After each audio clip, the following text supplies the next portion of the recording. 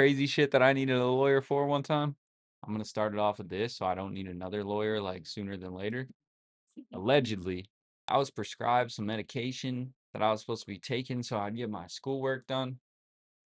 And I was taking that stuff. I was taking it. The doctor said to take it. So why would I even think about it?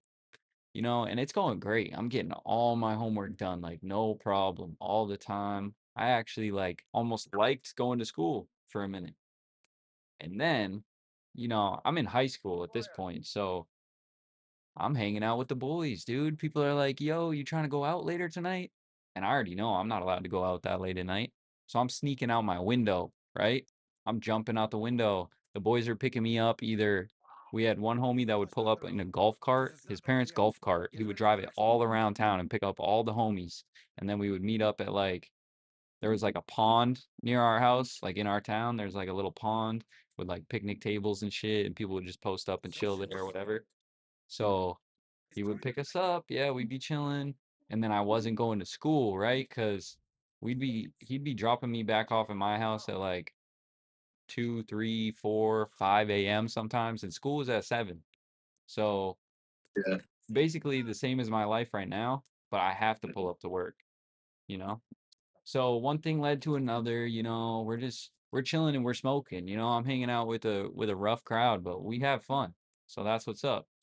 And then one of my homies one day is like telling me how yo, you're prescribed Adderall and Vyvanse and whatever. I wasn't even entertained with doing the schoolwork even while taking the Adderall and shit.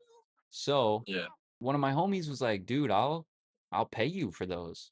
And I'm a little Yeah. entrepreneur, I was already making some money every here and there where I could, you know what I'm saying? On some like absolute bullshit because I was a little kid, so I really had no business making money nowhere, but Yeah. we were making things work.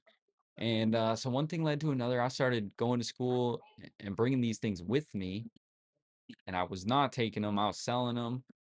I could sell both of these things every day for like 15 bucks. One of them I remember I was getting for like 8, and the other one was 7. So boom, I'm making 15 bucks a day. And then I ran into one homie. Like some days I was hungry because I wasn't taking the Adderall anymore. So I had a big appetite. One of these homies, he would get the school lunch for free.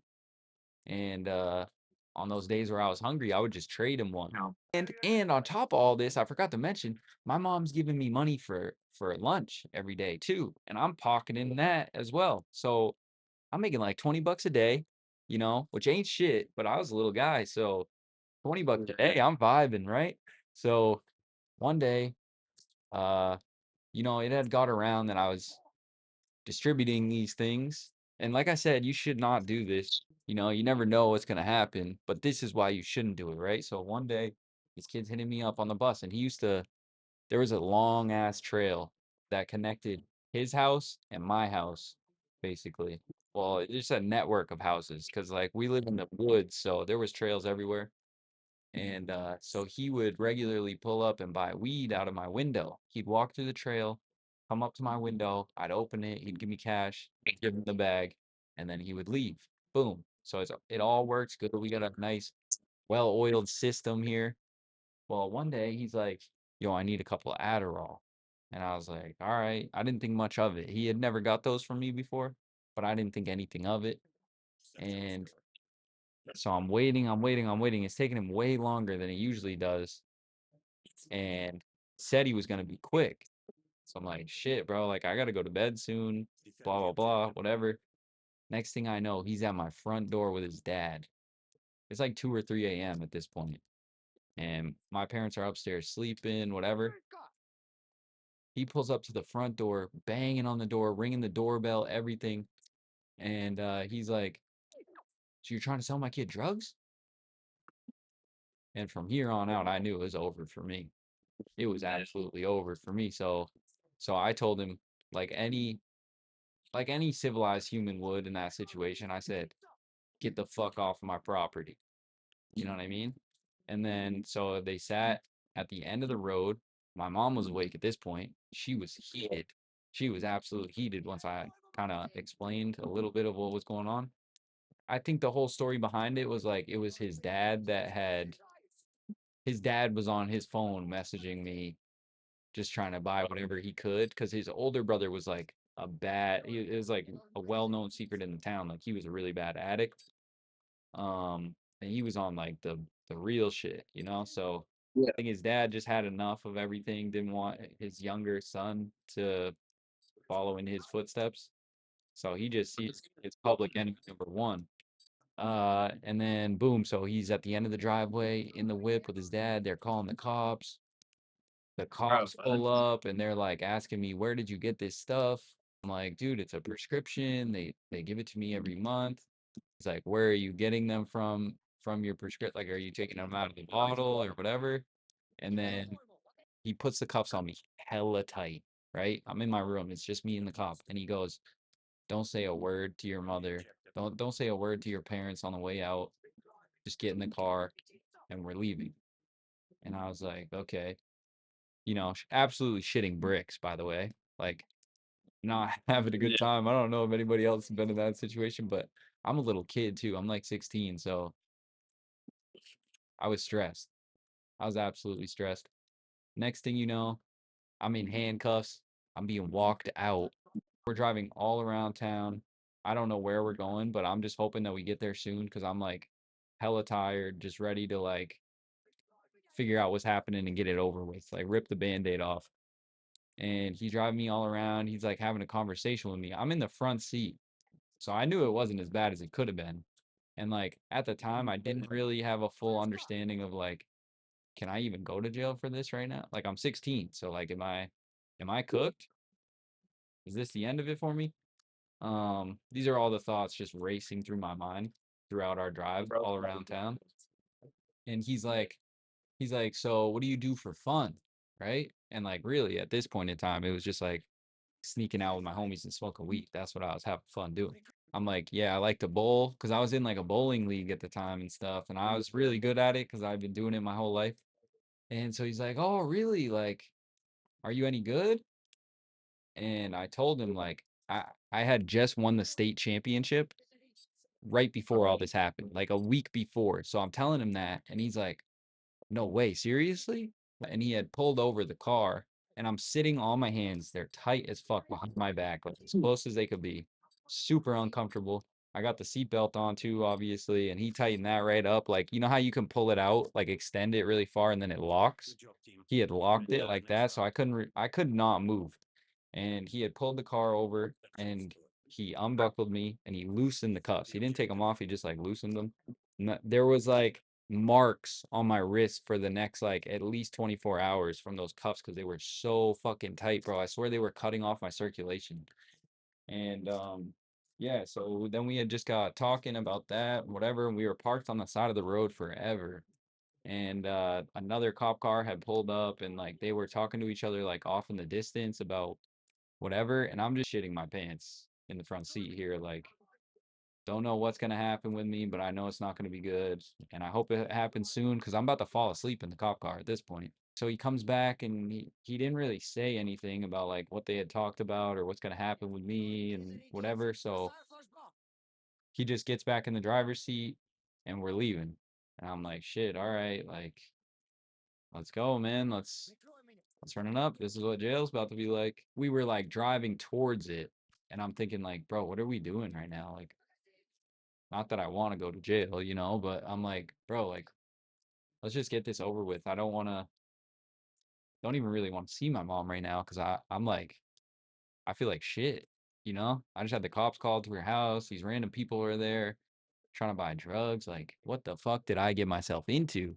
And next thing you know, he's dropping me back off and he's like giving me this big lecture on like, listen, man, you got a bright future ahead of you. You can't be doing all this stuff. This is like a one-time warning. You're never gonna get this again.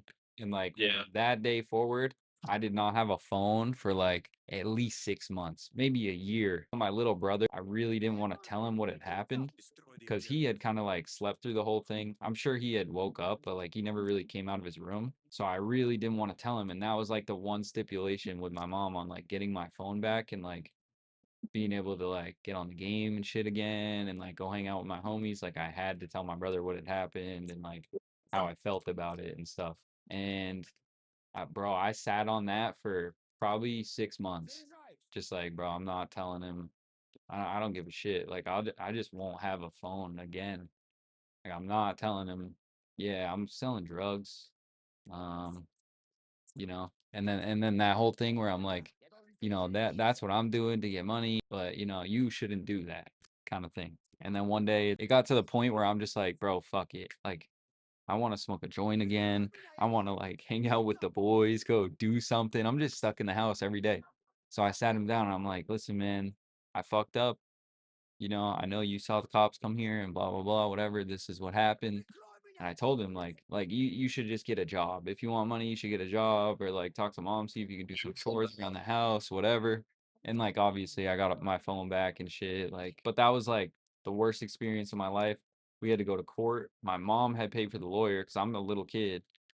Shout out to my mom for real. One time, shouts out to my mom. She put up with a lot of bullshit raising me and my brother. Bless my mom.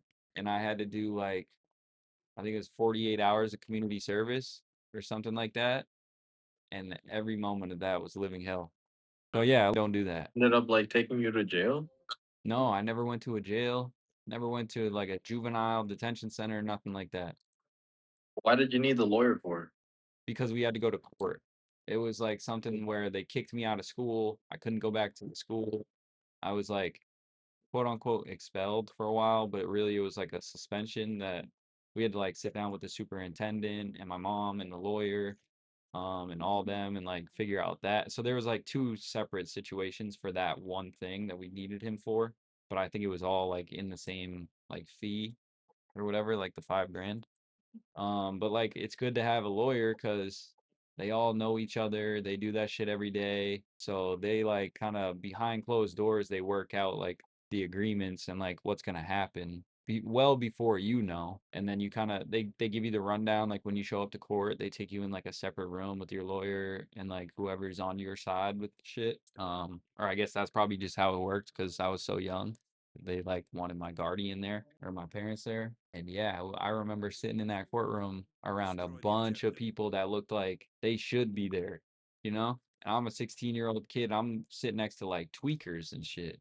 And they cost my mom a bag to do all that stuff too, like to all the fees, the lawyer fee, the fees to the state for like whatever, and the community service. That's all I really had to. Well, I mean, like I had to pay my mom back as much as I could at that time, which was terrible because I'm like just working for free for anybody I can. I'm telling everybody, yo, you need your lawn mowed, you need your house vacuumed, you need your dog sat, like whatever. But yeah, that shit was ass. But yeah, boys, learn from my mistakes. Don't do none of that shit. We also had to use that lawyer another time too, because first time I got my license, obviously it's just the first time, but when I got my license initially, my first time like driving on my own, and I had driven myself to school, and then I was on my way back home from school, and I hated the bus